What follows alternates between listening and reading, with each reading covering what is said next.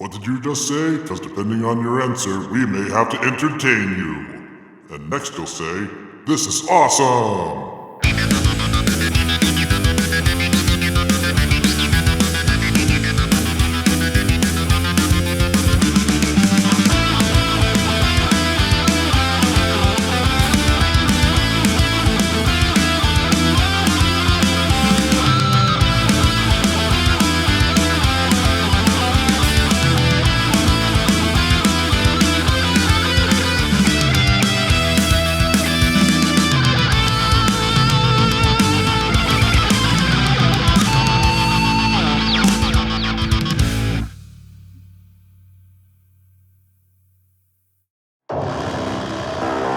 Warning, it is a non-stop spoiler onslaught going forward. Abandon all pretenses, ye who enter here. Hello, and welcome back to the Tomodachi Brothers. This is Ditaku, coming in to you live, I wish, accompanied by my stalwart fellows, Sneck and Mr. Cog. Say hi, guys. What's up? Glad to be here. Awesome. So last time, we covered over the first part of JoJo Season 1. This time, we have a new JoJo, and we also have some new antagonists in the Pillar Men. So, gentlemen, honestly, I think this is more my speed than the first part. We return to Joseph Joestar, the grandson of Mr. Jonathan Joestar, and he is also accompanied by a certain fellow you might recognize, Mr. Speedwagon. I believe you had some thoughts on that as well, Mr. Cog. What do you think? Yeah, so when we left off, we left our last antagonist, Mr. Dio, in apparently a double-decker coffin. Yeah, the logistics of that are still up in the air, and Araki just kind of shrugs. At the bottom of the ocean. Bunk bed coffin, I'm telling you. Bunk bed, that's, yes. So, the year is now 1938. Mr. Speedwagon is now a successful oil tycoon, meeting up with our friend Straitzo from Phantom Blood. Together, they have gone on to an expedition to Mexico, where they are basically investigating another site of stone masks. And through that process, we are introduced to some new villains. We learn about the Pillar Men, the existence of the Pillar Men, and Straitzo decides to double-cross Mr. Speedwagon, puts on a stone mask, turns himself into a vampire because, well, he just thought Dio was just such a cool guy, and he just really wanted to be a cool psychopath just like him. He saw that neat trick where he made the lady eat her own baby, and he was like, man, I want me some of that. Well, I mean, real talk time, he did actually go on a tirade about how beautiful and powerful Dio was, and he was unafraid of casting aside his humanity, which is really weird to me when he saw his own best friend. You know, the guy where, for instance, how Araki just has everyone named after a rock band or rock musician, and you might go, but Ditaku, who are you talking about in terms of this? His name was Dyer, because Dyer Straits. His name is Straits. I'm sorry, Cog. He's Straits. I'm going to think of him as Straits. Yeah, they refer to him as Straizo, yeah. Which is the way his name is in katakana. And I mean, that's just kind of the nature of American. It's the copyright-friendly way of getting away with it. Yes, it is. I mean, there's very few that they don't really change. I believe Styx is still just Father Styx, which literally is a one-and-done character in Phantom Blood, gets to keep his name. Yeah, there's some other ones they really jacked. Santana's not Santana. Yeah, he became Santiago. Which is funny because Santana itself is just a Hispanic name. There's really nothing to it. Like they changed Mariah in part 3 to Maharaya, even though it's just Mariah is just a name for girls. I don't think Mariah Carey is going to care if there's another character named Mariah, you know? I mean, although it is pretty funny, not going to lie, in Heritage to the Future, where they had Vanilla Ice actually quoting Vanilla Ice.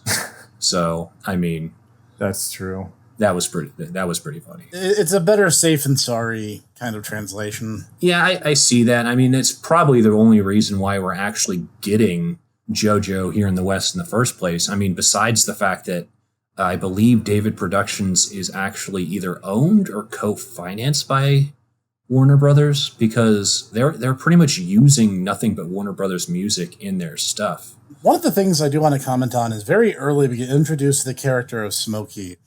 And Smokey is actually one of those characters I like a lot. I actually think he's really entertaining. And yet he disappears for almost the entire arc. Dude, yeah, no, which is a little seriously. bit disappointing, but he's one of those characters who has a very short screen time, but a really big screen presence, I think. It's all right. He wins the steel ball run. It's okay. That is true. Yeah. I think the funniest parts of Battle Tendency are Joseph and Smokey playing off of each other. Because, of course, you have the gag that we start with the... right after he beats Straits, and he's like, "Oh, he's coming back." He's like, "What are you gonna do? Run We can outrun him." It's the origin of the Joestar secret technique. And Exactly. This is a recurring gag throughout the rest of the series, and it all starts here. Yes, it is. Yeah. And I think they do it twice in this. They pull it out at the end too when cards transform. Yeah. Yeah, and the funny thing is, too, at least for me, everyone's going to call foul on the fact that, his name is Smokey, and he is living in New York in the middle of the 1930s, and there is a lot of racism about him. But, he is pretty much the most cool and calm character in a lot of ways. Which is interesting because you've also got him hanging around Nazis later on in the show. I will never forget in a certain Chinese underwater basket weaving forum where they're like, JoJo's Bizarre Adventure, I never thought I'd actually believe I'd be rooting for the Nazis. And it's like, oof, yeah. It makes sense in context, guys. I promise you. So the focus of Battle Tendency, moving on plot-wise from part 1, we're going from just the introduction of the Stone Mask. Part 2 is really where we kind of flesh out the details and the origin story of the Stone Mask, how they were created. And it's essentially focused on Joseph and his friends, Caesar, Smokey, Lisa Speedwagon, and eventually Mr. Stroheim, and how they pretty much have to focus on protecting this powerful gemstone called the Redstone of Asia. That's a Steely Dan reference. Yeah. Yeah, and they're not exactly subtle about it. No. The goal being we have to stop cars from transforming the Pillar Men into the ultimate life forms. And this pretty much kicks off like immediately. Unlike Phantom Blood, where there was a bit of a wind up to the pitch, Battle Tendency doesn't have that. Because as soon as Straits puts the mask on, it's pretty much straight action till the very end. I think the only real wind up we get is when Straits betrays Speedwagon. And Speedwagon's like, no, you're making a big mistake. If Joseph hears about this, and then he has a flashback about Joseph beating the crap out of a bunch of hijackers who are like trying to kidnap Speedwagon. And he just does these shenanigans in the plane, knocks the pilot unconscious, beats the kapoopy out of these kidnappers, and saves the day. And it's like, that's it. That's all you get. You do not get like the 3-episode windup that you get in Phantom Blood. So it's pretty much as Sneck is saying, you're hitting the ground running with Joseph, which is kind of cool. Joseph gets a message through the mob that Speedwagon was last seen possibly dead in Mexico. He immediately jumps on his motorcycle and takes the 2,000-mile journey from New York City to Mexico within the span of a scene transition. There is absolutely no messing around. Now, we also get to, in this bit, we also discover who the best girl in this part is. And it turns out it's actually Joseph. Isn't that right, Snack? Oh, yeah. She has tequila and everything. Seriously, though, he makes a very fugly girl, I'm just saying. Best part is that's an unlockable costume in Eyes Over Heaven, and he gets a completely different set of voice lines while wearing that outfit, including the calls for his Haman attacks. Yep, it's true. They actually had Tomokazu Sugita, his Japanese voice actor, do an entirely new voice set for it. And I'll tell you a funny story. As soon as we discovered this, because Sneck and I were playing Eyes of Heaven together, Sneck turns to me and goes, we got to unlock this, right? I go, yep, obviously. That was the first thing we unlocked. JoJo's fun. JoJo's wild. Then we get to meet Stroheim. You mean Guile? You mean Guile? Not Guile. Yeah. I'm going to hit off the fun sponges right here, right now. Even though he's generally a protagonistic force in that he's fighting against the Pillar Man, Stroheim is not a good guy.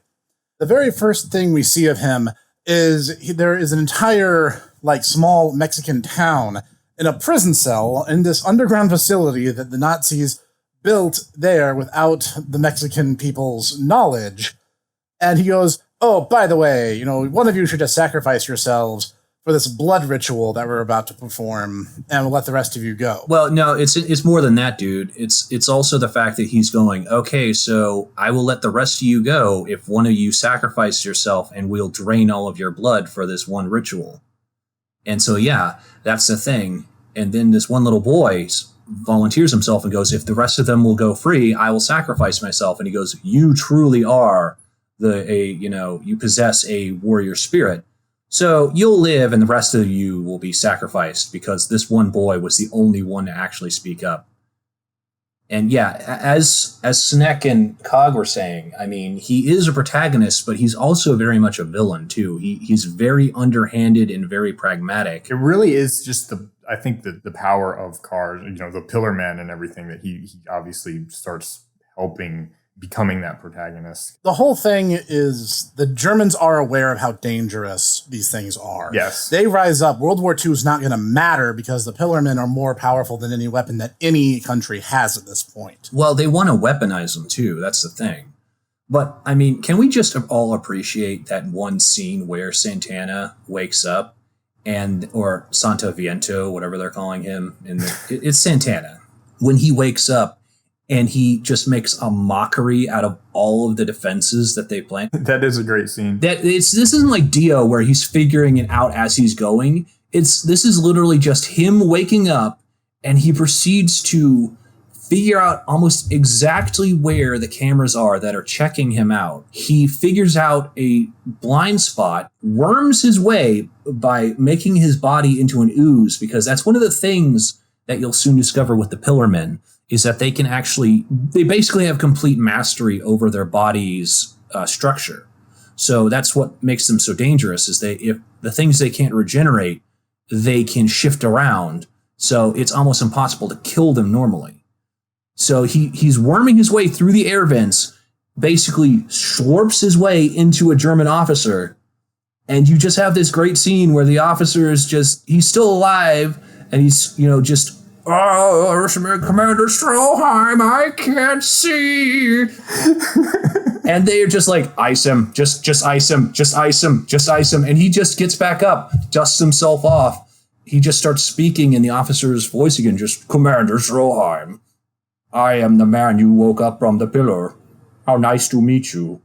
And yeah, that's more or less when Stroheim's like, oh. We made an oopsie. Yeah, we made an oopsie. I do kind of wish Santana lasted a bit longer, because that scene is so great. It's genuinely terrifying the first time you see exactly. it. I had read the manga before the anime ever came out, but to see that in motion genuinely kind of gave me chills, because I'm just like, these things are so alien to us. Well, I mean, it's also, you kind of have the Grappler Baki situation. For those who are not aware, the Grappler Baki is a just straight up fighting manga, but it has several points that are border on horror, because just the fact that the characters in question are so ludicrously over-muscled that it borders on body horror. And that's basically the things that you see with the Pillarmen. The Pillarmen contort their bodies and JoJo is known for body contortion, but this is just straight up unnatural. And Araki you can just see him or you just hear him in the background just being like, yeah. And he's going to spin his arm around like that. And because of the vacuum between his arm spinning and the other arm spinning, it's going to be the divine sandstorm. And he's just really relishing it. So, I mean, not that I can complain. I mean, I like Claymore, and that's full of stuff like that too. So. Well, I mean, when Dio first shows up as a vampire, he blows the cop's head off with just one swing of his fingers. That definitely commands respect. But then you see Santana emerge from this dude's body, immediately master whatever language is canonically being spoken in that room, because heaven help me, I don't know. It's probably English. Probably English. Actually, Medi, not the villain, did a really interesting discussion on that. But then he takes this German rifle, immediately figures it out, disassembles it, like, on the spot. And they're like, oh, this is not a caveman. This is not some oog, big club kind of creature. This is a terrifyingly advanced mind that we're dealing with right here. I'll have you know, just as an aside, that Sneck here has actually done several analyses of battle tendency, so you're actually listening to an expert right now. Battle tendency is probably my favorite part, bar none. Though there are several that come very close. I think battle tendency is the most consistently amazing part. Honestly, I really like the entire, just kind of going off on a really quick tangent. I really like the entire conceit of the Pillarmen, just as a very humanoid and yet extremely alien race. They are really powerful, but you kind of get the sense that there are rules to the way that their bodies and their powers work. And that's really cool. And it's unfortunately a shame that the only 4 members of their species we ever meet are in this part, and they all die. And it's just like, Araki, you had such a cool thing. Technically, 2 of them die, and 2 of them are dealt with. Oh, are you actually going with the assumption that Santana survived and is just sealed away? Well, he did. Santana never died. Even after Joseph drives him into the well, he assumes a form not unlike that of rock. And the Speedwagon Foundation, from then going forward, has to keep UV lights on him at all time, lest he reform, regenerate, and get back up on his feet. Still, I mean, that's just kind of a aspect of this part that I really like. And it just kind of has always kind of bummed me out that it's like, Yeah, you never get a revenge of the Pillarmen kind of story arc. I mean, it would be a darn shame if they tried to do that and it got really dumb, like with time travel. It sure is good that never happened. I mean, they never did that in some kind of light novel. That would have been really stupid. Thankfully, that didn't happen, so we're good to go. I mean, yeah, that's true. It would have been nice to have gotten a little bit of a break from just do had it been done, because I mean that is probably one of my favorite parts of battle tendency right there. It's just the introduction of Santana. It's just so it's something brutal at the beginning. Yeah, and I mean the appearance. I mean, memes aside, the awakening of the other 3 when you have the infamous scene of them just walking by and they just slurp, because they have the very interesting ability that they do not actually eat things in a conventional way. They will just make contact with organic material and just straight up absorb it into their bodies like amoebas. And so they just brush beside Carl the friendly Nazi, and then, oops, he doesn't have half of his body anymore. And then there is that scene, and if you've been on the internet in anime for any amount of time, you've probably seen it. You've probably seen parodies of it. He was just a kid. What are you going to do? If I don't do something right now, my heart will explode. Proceed to, do you even pose, bro? Yep. That was the thing. He was just a kid, and they're just posing right there. And of course, then there's the one thing I really was like, oh yeah, when I was rewatching it again, was all the little interplay between the Pillarmen. Like, for instance, the fact that Wham actually attacks cars. Or I'm sorry, Wham, I forgot that you are actually a warrior. It has been 2,000 years, and I stepped into your shadow. Yeah. It just shows right at the beginning that they are very different sort of villains versus what we got in part 1 with Dio, where Dio's just this, I'm just pure evil character. And then you kind of get these Pillarmen that have this more code of honor. It's an interesting thing you pose, and I think it is. I think you're absolutely onto something. But to kind of expand on that, Cog, once again, I think it's more the fact that in addition to Dio being straight up evil and the Pillarmen also having not only a code of honor, but they also have a plan and a vision beyond just being evil. It's more the fact that they also are kind of in control, so to speak, in this regard. They are the ones who have trained for thousands of years. They already are fully aware of what their powers are. And it's Joseph and later Caesar who more or less have to go on this. They basically have to make up that gap, which is kind of weird when you compare this part to other JoJo parts, where it's less about raw power and it's more about knowledge about your enemy's capabilities, which is interesting. And it's very, I think Araki does it in a good way, particularly as you see later on with AC/DC. Well, that does come up in some measure. As soon as the Pillarmen arrive, one of the first things we get to see is Caesar's trademarked ripple ability, the bubble launcher, which on its face sounds super dumb. But when you realize that, yeah, I can turn a soap bubble into a absolute destruction anti-vampire weapon, yeah, suddenly it makes a lot more sense. But these guys are so well equipped that they already have little tools and bangles that completely invalidate everything they can throw at them. They already understand Haman perfectly. Yeah, their response is, oh, you guys know Haman? We have dealt with Haman warriors before. We know what to expect.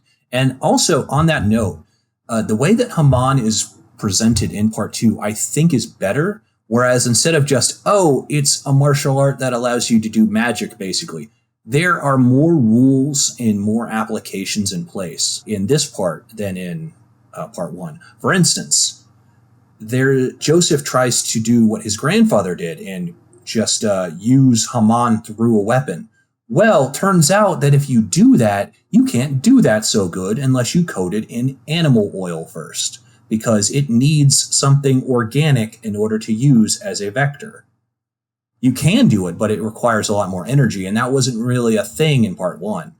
But I think this added twist and these added rules make it more interesting in that regard. Yeah, the way Haman flows and ebbs is much more clearly defined.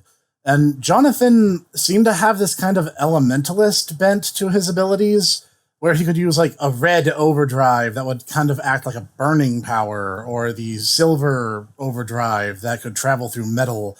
Joseph's powers seem to, it's a bit more like electricity in some ways, where there seems to be more of a hard science for how Haman is supposed to work. Well, I mean, a lot of his abilities, it makes sense. For instance, like the one that always got me was the bit where George Zeppeli and Jonathan proceed to make a hang glider out of some dead leaves. It's like, that looks silly on its face, but then you think about, oh, well, the dead leaves were all at one point living objects. They can transmit Haman.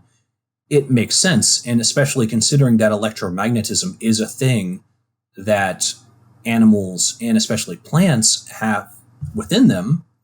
Well, of course, if you have Haman, they're all going to kind of connect to each other and become a giant hang glider. I'm like, it makes sense. Even in context and it being a large retcon, it still makes sense. Now, I mean, the entire ability to walk on water, I can't explain that one. That was just cool for the sake of being cool, I guess. Kind of like how it lets you Spider-Man up walls. Once again, just cool for the sake of being cool. But yeah, we're at that point, we also meet the master of Haman, I believe, Miss Lisa. Yes, Lisa. Once again, another character that Capcom stole. They're very big on that, unfortunately. Although they're not the only ones. If we ever do Stardust Crusaders, S&K Playmore is going to have to answer some questions about certain characters. Yeah, so they'll have a few characters to answer for, too. Which I think is really cool, because even though she very rarely uses her Haman, the way she imbues it is very indicative of the fact that she's done a huge amount of training in that regard. So it's kind of cool. And even though it is very sparse, the times that she does use it are all more powerful because of that. And we also get to meet probably my favorite of the Pillar Men, Mr. AC/DC, and have him do his thing, because he shows up. Despite the agreement they made with Joseph, when the three of them woke up, AC/DC decides, you know what? Nah, I'm just gonna kill him. And yeah, that probably is my favorite fight in this entire part. And he's a pretty cool character, just because honestly, his ability is just so out there that even within the confines of Pillarmen being weird supernatural body horror monsters, the fact that you can superheat your blood and fire it as flamethrowers is just like, okay, That's just straight up magic. I mean, there's kind of an explanation, but yeah, it was kind of magic. I mean, he might also be my favorite because he kind of captures Joseph's trick and uses it against him a few times. Now you're going to say I was only pretending to be.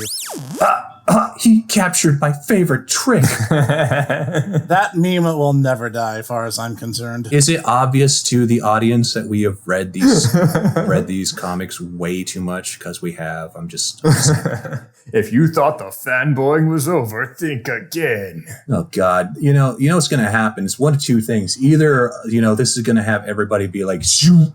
Oh boy, talk about JoJo," or it's going to be, guys go, "Oh God, we got to vote for anything but JoJo because they're just going to fanboy for another episode." Did you see episodes 1 and 2? That's true. Well, we have a plan for that moving forward, but yeah, we'll talk about that later. And then after that, it kind of becomes a back and forth because both sides are trying to keep the other from knowing things about the Stone of Asia before the final climactic battles that leads to the Burning Colosseum and the ultimate life form. I believe this is Sneck. This is your favorite bit of the entire thing because you won't shut up about the freaking chariots and vampire horses. Okay, you got to remember, nothing like this has happened in the comic thus far, and nothing this cool happens again. I'm just there. I said it. Fight me.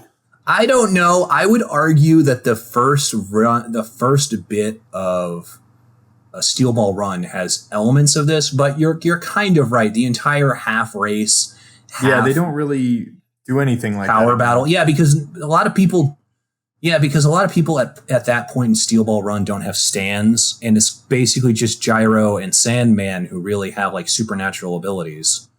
So yeah, I suppose you're right, which is kind of a shame. So. Okay, for those who haven't seen it yet and want to know what it is I'm gushing about, imagine Joseph and Wham in chariots being pulled by vampire horses that somehow got turned by the stone mask. Don't even ask about the logistics because I don't know. You know what happened? You know what happened, and I saw a comic about this. He must have specifically made masks for horses. Of course, which implies that he actually... implies that he actually had to go through the entire acupuncture technique of finding the points in the horse's body, their brains, that push them further into evolution the way that the stone masks do. I wouldn't put it past them. Which is just, and that's just hilarious / kind of scary to me. That he's like, oh, for this particular battle, I'm going to have to do acupuncture on horses in order to figure out how to make them super carnivorous horses. Because that's their whole thing, is they want to move to becoming... Yeah, they want to find the pinnacle of all beings. Exactly. I've even seen some fan videos and stuff where they try to make the argument that Cars is actually kind of a good guy because he basically, his main goal, like we talked before, unlike Dio, is not just to be evil, but he just wants to be the best that ever was. You see, Dio is what happens when a Pokemon trainer loses their way. Well, I mean, here's the thing, though. Is a dog that bites a human, is it evil? I mean, that's basically the entire thing with Cars. He wants to become the ultimate predator. Yeah. His species feeds off of humans, and now he wants to ascend beyond even that. So, I would agree on a certain level. He is not evil because he's not doing it out of malice. He's doing it actually out of fear, and it's more fear of the unknown. But he's tackling that fear in a way of, I will overcome the weakness that my species has to sunlight. So it's more a fear of, the fact that, I can't drown. We don't die in fire. There's nothing that eats us because if anything comes into contact with us, we automatically eat them. So what can kill us? The sunlight. That's it. And we're so long-lived that we don't really even need to breed that much. And according to the manga, they need to eat only about one every 100 years. Yeah. So it makes sense. But at the same time, though, I think that given that context, I still believe that it's not necessarily a bad thing to oppose him, though, just for the very nature that humans don't want to get eaten. Yes. So it is kind of I mean, high on the priority list. I mean, I understand not dying. Yeah, as Snick, brought it up, Medi, not the bad guy, once again, did a video about cars and that argument that you actually brought up there, Cog.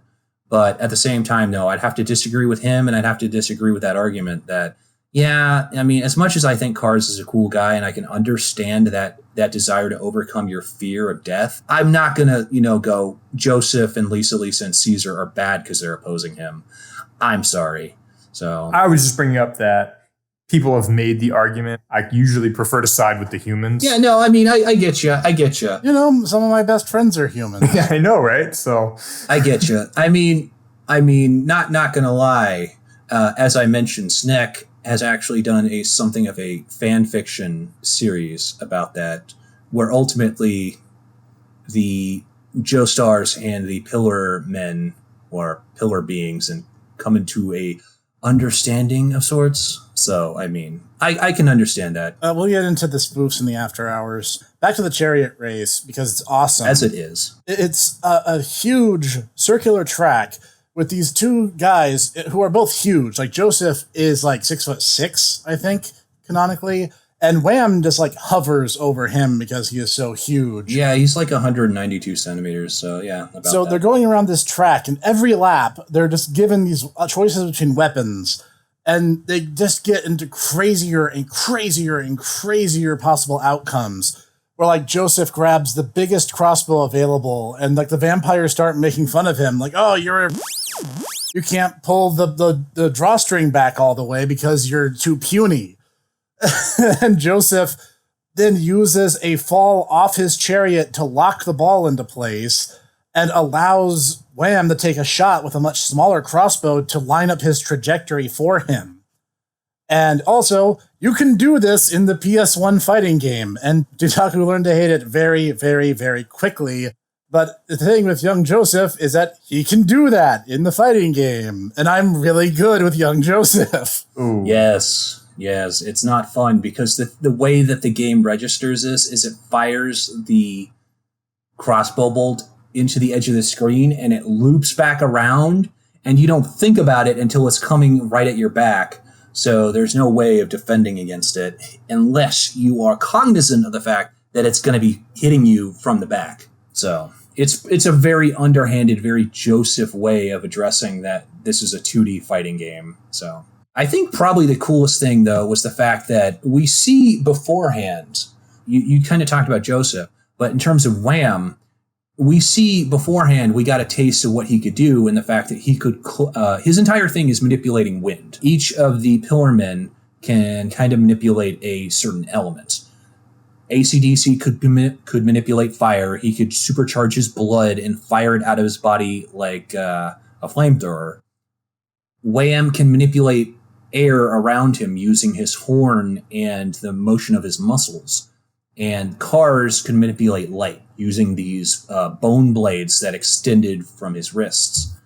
But the thing being with him is that as he's going through the fight, he's pulling out more and more esoteric ways of using this wind manipulation in order to mess with Joseph, which I think is pretty cool, honestly. So he's not just limited to, I have the divine sandstorm and that's all I could do. It's like, no, he can he can wreathe himself in a hurricane and stuff, and he's kind of difficult for, even a Haman empowered human to come near him at that point.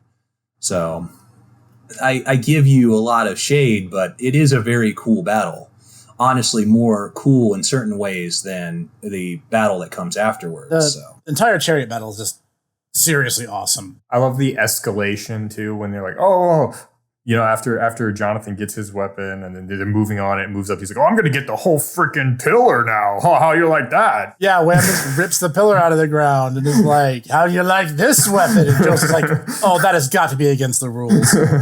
No, it's totally legit. I mean, they're the ones making the rules, though. But the funniest thing is when he does that, there's still this vampire hanging on the far end of it, just screaming at the top of his lungs.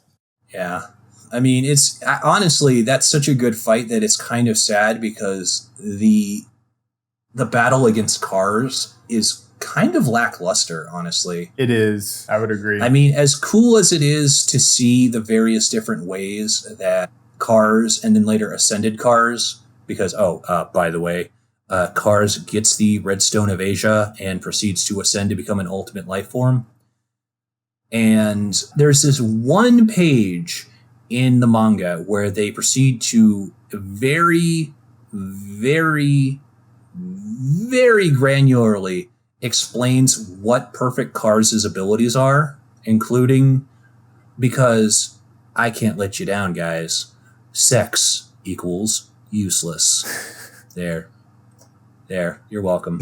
And they kind of even have an aside about this in the anime, but even there, in the fact that they have, and I'm so glad they kept this, because once he does ascend, the first thing he does is turn his arm into a squirrel, which then proceeds to rip the head off one of the Nazis. And I'm like, oh, I'm so glad they kept that. That was such a weird way for him to test his powers. It's just, he doesn't really do anything interesting with it beyond that. Yeah, he turns some of his body into a crab in order to prevent getting burned by when they knock him into a volcano.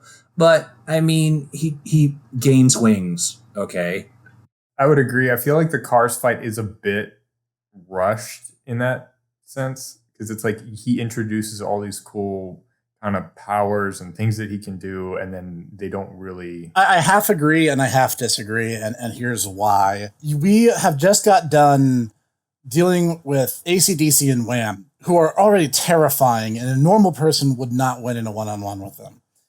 Suddenly, we have Lisa, who gets pretty much punked, let's be honest. She got beaten rather unfairly. Yeah. She didn't even fight, honestly. She just got taken out immediately. So Joseph has the Tarzan battle, and he's already exhausted. He's had these fights back-to-back for the most part, including the battle at the hotel, which is another thing unto itself. So he's had like 3 battles within like the past 4 hours. He's undergone 3 really intensive battles. And suddenly, Ultimate Cars is here, and Araki wants to demonstrate just how dangerous this is immediately. What does he do? He makes a squirrel that eats a Nazi. Just as an aside, when I was actually reading Battle Tendency for the first time, I was on... Okay, so I'm going to date myself a little bit. I was on AOL Instant Messenger at this point, and I was messaging with Sneck, and I'm going, dude, he just turned his hand into a squirrel and ate a Nazi. And Sneck's like, no way, no way. And I sent him the page, and he goes, holy crap, you did. So yeah. So then, now that we have this kind of established, we then run into, okay, it's time to get the battle underway. Absolutely no wasting time whatsoever. So what do we do? Machine guns. Okay, machine guns don't work. Conventional methods out the door. Not that we thought they would work, but we have established scientifically they don't. I was about to say, they didn't work against straights. I mean, we're several orders of power above straights now. So then Joseph hijacks a Nazi aircraft because it's awesome. I mean, let's be real. And just like starts gunning Cars down. And this part was trimmed down a little bit in the anime. Joseph actually kind of dogfights with Cars, and Cars shoots off his feathers, which harden into like shells that smash into the ship and become piranhas and start trying to eat Joseph, which we don't actually get to see in the anime, and that was a little bit disappointing. I understand why it was skipped, because ultimately it's superfluous, and Joestars don't retain wounds between panels. Now Joseph's like, okay, all conventional methods are out the door. I'm just going to run this mofo into a volcano. And he does. And the explanation, I'm sorry, no matter how many times I read it, I can't get over how fantastic the answer to this is. And not in the good sense, in the literal, this is from the world of fantasy definition of fantastic. Because he makes a shell, not unlike a crab's or an armadillo's, which immediately starts melting. Then he creates a layer of bubbles as a like insulation, and then another shell, which then melts, and he repeats this over and over. The way it works is that he had the shell, but it had air between it and the thing. So both the shell and the air that was in the shell acted as insulating layers, which would allow him to regenerate the shell and create a new shell layer and a new air layer. So basically, he was able to protect himself against the magma by this constant shedding and regrowing of shit. It's still dumb, dude, but there is kind of a logic to this. There's an internal logic, but at the same time, if you're that close to magma, you wouldn't melt. You would vaporize. Yes, but dude, he's also the ultimate life form. It shows you just how terrifying Cars actually is. And then as one final taunt, he uses the hum on himself, and it's like 1,000 times more potent than Joseph's ever has been. And it's mentioned way back at the start of part 2 that if you hit a regular person with Hamon, you're going to cause pins and needles or maybe make them pass out if you hit a vital area. Oh, yeah. By the way, it's also shown, basically straight up said by Wham and AC/DC that the ice power that Dio has, where he killed Dyer by just sucking the heat out of them, is just an intrinsic factor that the Pillarmen have. So even though they are technically natural life forms that were evolved, they themselves can no longer use Haman because of this. So just so this has been established, because they're not undead or they're not artificial the way that the vampires and the zombies are that we encounter in Phantom Blood. Sorry, Snack. I just wanted to put that on the table too. It's an important distinction to make. So this is how terrifying this ultimate being is. And even though they haven't been introduced as a concept yet, I maintain that perfect Cars would be more powerful than any stand user who follows in his steps. Oh, dude, I mean, I've heard it posited that Wham could pretty much kill any stand user in Stardust Crusaders, including Dio. And I'm kind of hard-pressed to deny that. He's just combined with his training and his wind abilities, plus his ability as a Pillarman. I don't think there's anything that almost any of them can do. I mean, the only one maybe that could pose a threat to him is Arabia Fats. And once again, the guy proved he can wreath himself in fog such that the UV radiation is diffused, and then he can just walk around even in the middle of the day. Yeah, it's tiring to him because the Pillarmen are nocturnal by nature, but, I mean, he can do it. You have to do some really wacky, like, Killer Queen level in order to actually be able to kill them with stands. But on the same time, though, I think that, honestly, the move towards stands was ultimately for the best in terms of the series. For the sake of pacing, it's not like you could have, we have vampires. Now we have super vampires. Now we have super vampires. Yeah. We have Super Vampire 2. He did kind of write himself into a little bit of a corner at that point. You know where that goes. That goes to Lunar Nights, and we both know how sad that was. Yeah, let's not. That's Lunar Nights on the DS, by the way. That's a fantastic Kojima game, but it also Who's the Bed with the rest of the Boktai series that it's part of. It basically retcons everything at the end, and it makes it awful. Sorry. Yeah, no, that is true. But moreover, the most glorious moment in Battle Tendency is Joseph is on his knees. He is defeated. He had an arm blown off, and Cars goes in for the kill. And Joseph just kind of instinctively puts up his remaining hand to shield himself. And in his palm is the red stone. It fires off like this Haman laser due to Cars' own arrogance, which sets off the volcano. And as Cars is being pushed skyward, not only do rocks impale him, but Joseph's severed arm slams into his throat as he is saying, "You planned this, didn't you?" I love that part. And Joseph goes, "I planned everything from the beginning." And it zooms in on him. He's like, "Well, obviously not, but that'll piss him off more." Just a lot of luck. And that, ladies and gentlemen, is why Joseph is the best Joestar. And then we come to our end, where it turns out that even though everyone thought Joseph was dead, he actually wasn't. And then we all have to wonder, first off, how Lisa wasn't immediately scooped up, because, I mean, I'm not ordinarily a MILF hunter. Well, yeah, I mean, But also, one has to wonder because later they kind of have a where are they now thing where they show off all the characters and then they get to Stroheim and they go, he died in the Battle of Stalingrad.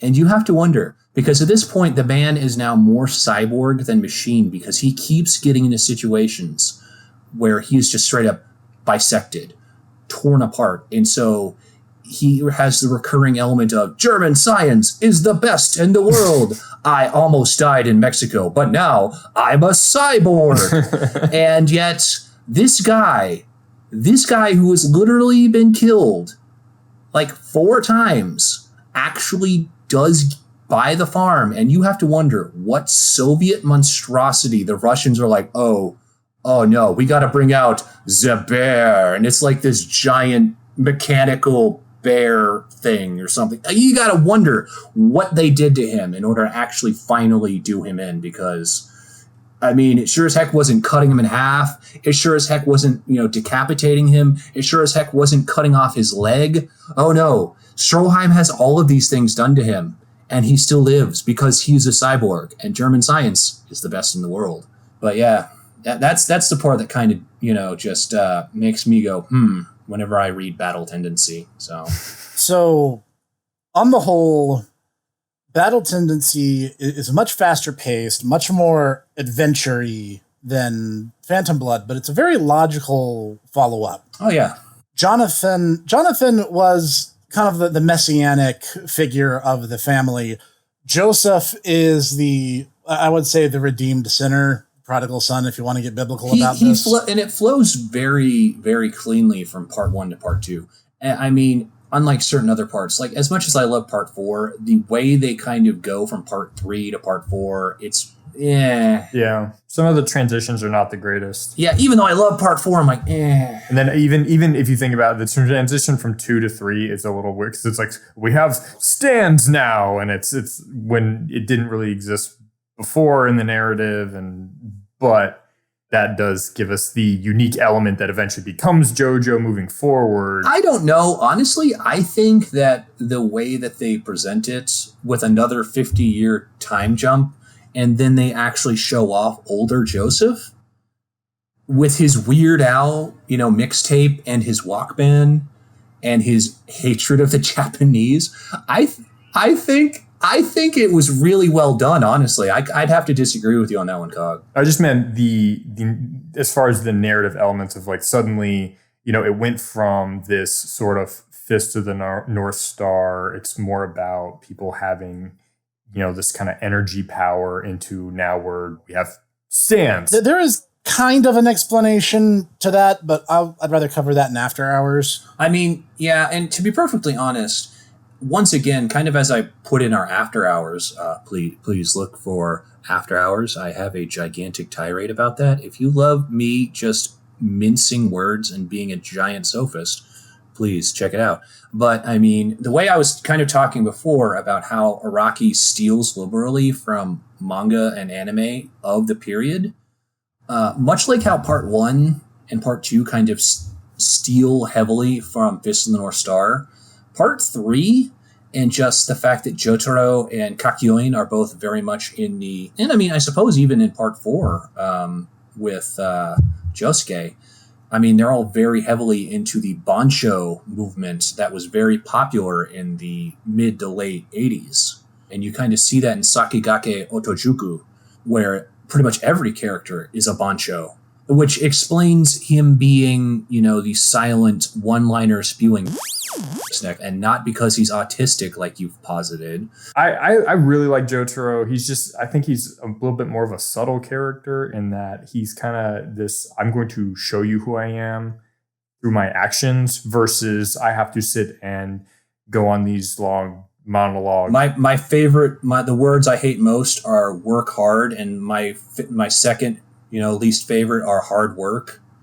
Oh no. I mean, not gonna lie. Probably my favorite part of Stardust Crusaders is Joseph's just copious amounts of anguish. Just the amount of anguish that they make Sugita say is just, it's a treasure. No, I mean, I kind of agree. Plus the fact that Araki has gone on record saying that Clint Eastwood, particularly in the Dollars trilogy, are influences for Jotaro. So you kind of see it's like, yeah, he's going to be a man who says very little, but he's going to say a lot with his actions. I mean, we're getting a little bit into part 3, but we have kind of mentioned him. But that's, I mean, part of the reason I like Jotaro so much. Because, you know, a lot of people try to pull off that stoic, dark, brooding hero. And I would actually argue Jotaro is an example of it kind of being done well. Yeah, because he actually is done with that in mind rather than, I'm brooding. Look at me, I'm brooding. By the way, I'm Batman. Brooding. Right, but I mean, it's all a front, though. He puts on this big front of like, oh, I don't care, shut up, I don't care. But then he still goes to save the world. He still goes to help his mom. I've seen some really cool videos on him, which I kind of agree on. It's like, when you go back and look at those panels of Jotaro, it's like, when bad things are happening, he's kind of turning it all in on himself. And where everybody else is very outward characters, Jotaro kind of just, when bad stuff happens, he's kind of like, you get these looks on his face where you can tell he's just kind of like blaming himself. He puts up this big hard front, but at the end of the day, he obviously cares. He saves the freaking world. He goes all the way to the end, you know, to fight Dio. That is a character trait I think every member of the Joestar family embodies, and they all embody it in a slightly different way. I kind of have to agree with Kog on this one, at least with Jotaro, because, for instance, Kakyoin on several occasions just could very well have just straight up killed him. And Jotaro, when presented with the opportunity of just leaving him and letting him die, he's just, you know, just kind of sighs and goes, well, I guess I'm skipping school today again, just so he can save Kakyoin, and goes through with the procedure of actually saving him, even though it almost kills Jotaro. And, oh, by the way, they don't have a healing stand, unlike in later parts, and yet he has this tendril going up to his neck through his thumb. So, I mean, we're getting way too into part 3. We'll have to go into more of that, hopefully at a future point. We are going to have to do Stardust Crusaders at some point, because we can't just let it end here. Yeah, we'll have to press forward with that at some point. We will. We definitely will. Which is probably a good thing. I have not actually watched the anime version of Stardust Crusaders. I watched the first season, but yeah, I kind of fell off because I'm like, I've read the manga. Like, yeah. It was the first part we got. It was in the PlayStation game in totality. We got it before we got everything else. So I just didn't. Yeah. More to the point, that there is a certain heroic thematic stoicism in each Joestar. Jonathan was the unyielding wall, the one who would not break. Then there was Joseph, who pretended to be stupid and was in fact actually trying his hardest. And then you have Jotaro, who internalized it. All of them are carrying the weight of the world in their own respective ways. And as Speedwagon put it best, you know, it sounds like an exaggeration, but these men really have saved the world. So, final thoughts overall for season 1, not just Battle Tendency, not just Phantom Blood, but the anime, which we've been watching. Season 1 of JoJo's Bizarre Adventure. Honestly, I mean, and I know this, you could probably, you know, throw this back in my face, go, yo, Ditaku, you're a giant freaking fanboy. Honestly, I would have to give it a 9 out of 10. I thought that I would hate it more because I've seen more JoJo. We have gotten more of the series in the West, and we just have more JoJo now. And so I'm just like, it's the first 2 parts. I'm going to hate it. It really wasn't my favorite anyway, but I'm like, no, actually, it was like, I was getting more into it. Like, yeah, you know, there's a lot more to it that I liked than initially when I saw it way back when. So I absolutely agree with you, because I had the same experience where I kind of like was not thrilled when going through parts 1 and 2. Revisiting it, because at the same time I was watching the anime, I was going back through and revisiting the manga. But I would say the anime has definitely kind of helped increase my overall feelings for part 1 and 2. I would still, I don't know, I still got to say, for me, I'd probably put it at about an 8 out of 10, just because of the editing, really, because of the turning down the violence and everything like that, where certain parts are not quite as satisfying as they are when you go through the manga. Obviously, I'm the dissenting voice here. I was excited for parts 1 and 2 and super happy they started with parts 1 and 2. Because when they started saying JoJo anime, they didn't really clarify immediately how they were going to do it. So I was afraid we were going to get more Stardust Crusaders and skipping parts 1 and 2, which was already a bit of a gripe that I had at the time anyway. I understood the editing. I understood the reasons behind it. As I talked about in the last episode, they weren't going to get it on TV otherwise. Part 1 and 2 are very different. JoJo changes a lot in the parts to come. But I think they serve as that foundation where it may have been in its infancy, but it showed the building blocks that would become the JoJo formula. You're right, actually, because especially with battle tendency, because it's like, if you think about it, Dio wouldn't become the big epic villain if it wasn't for the stone map, because of cars and everything kind of launches him into that epic status into part 3. If we look at it more mechanically too, you can kind of see a prototypical way that the stand battles are presented with Joseph, and Joseph is really perfect for this because he's always less powerful than his opponent, so he always has to think in a very cool tactical way. So it's always about what are the essence of a stand battle. Figure out what your opponent's power is, find some way to counter it. Oh, he's going to have a way to counter that, but then you have to counter that as well.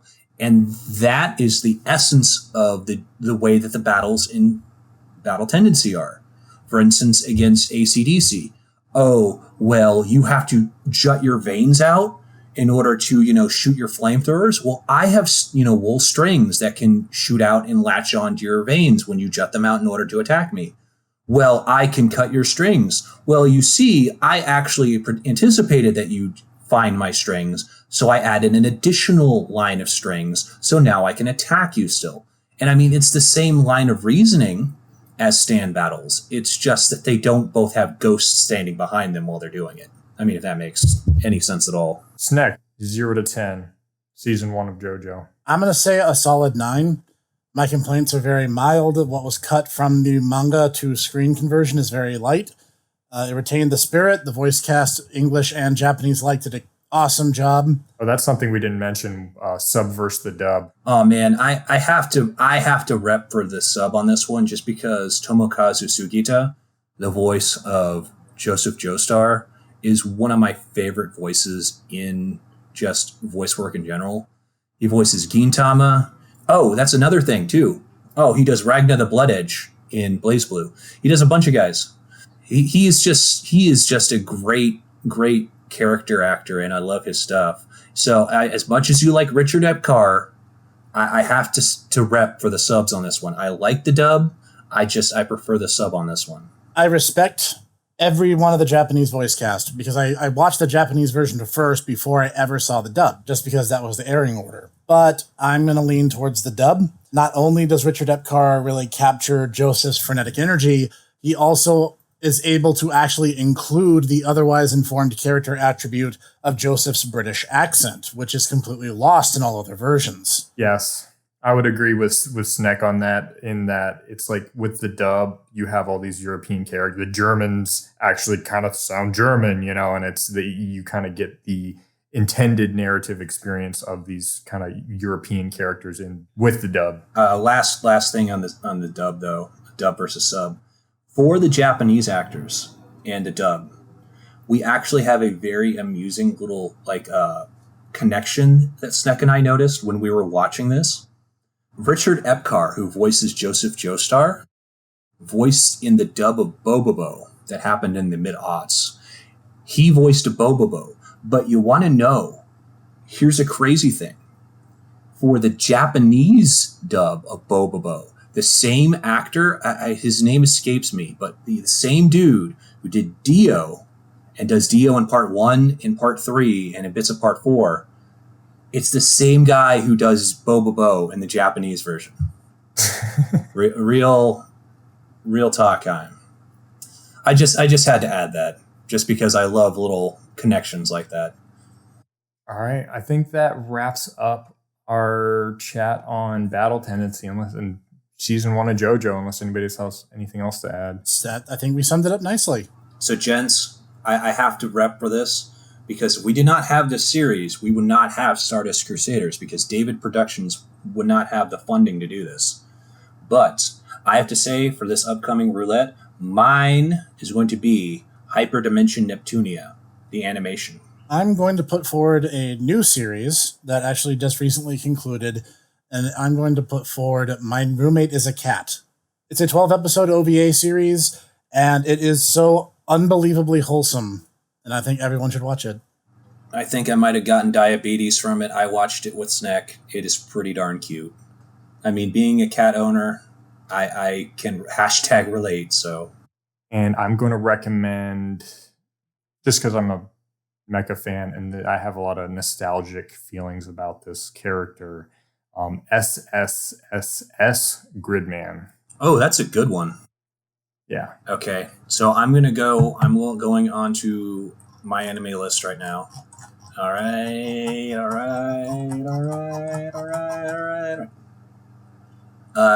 Konosuba, episode 1. That's another new series. So that's our random choice? Yes.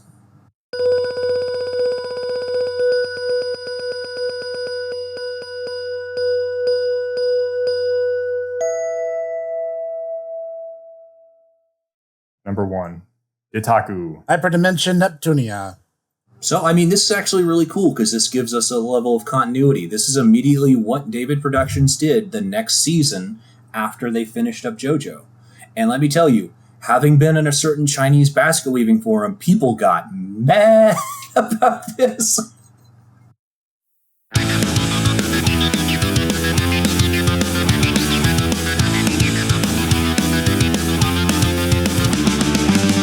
Thank you for listening to the Tomodachi Brothers Revue podcast, produced and recorded by the Hipster Snack, Ritaku, and Cog.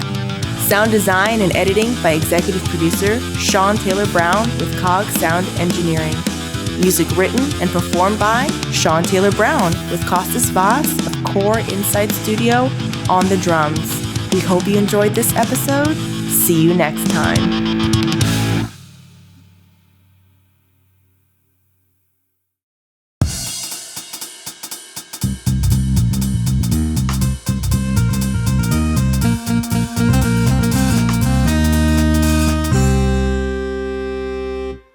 Hey everyone, thanks for listening to the Tomodachi Bros Anime Podcast. I'm one of the co-founders and co-hosts of the podcast, The Hipster Snack. If you want more content from me, I have my own YouTube channel, The Hipster Snack. Links will be available everywhere I can spam it up until I get a custom one, but all in due time. I do weekly game reviews, and in the future, probably more than that. Look forward to it, and I'll see you there and on Twitter @HipsterSnack. See ya!